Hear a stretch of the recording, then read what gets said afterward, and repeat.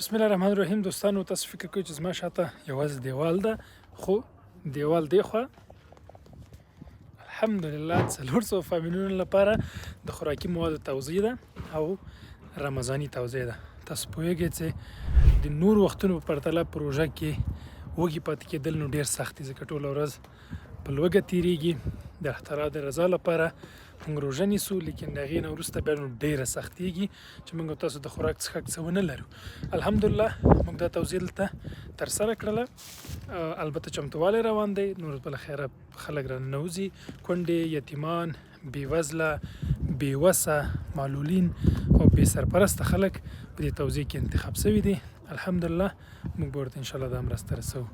نو په دې کاروان او دې مزلو په دې کار کې نو ډېر خوند دی، دا چې په دې سخت شرایطو کې یو چاته د ټولې روژې یو څه په لاس ورځي د خوراک لپاره او د هغوی خوښي ګورې، پر شونډو یې موسکا ګورې، هغه څېرې نه یې څرګندېږي د دوی خوښي. که چېرته غواړئ چې دغه خوښي تاسو هم ترلاسه کړئ، تاسو ته لینکونه پر سکرین باندې ښکاري او ډسکرپشن کې خبر بنسټ ته خپلې مرستې راولېږئ. یوازې په $50 کولی شئ چې یو دغسې خوندور پیکیج دوی لپاره اماده کړئ او موږ به یې انشاءالله چې وړ او مستحقو خلکو ته رسوو. جزاک الله خیر. السلام علیکم ورحمة الله.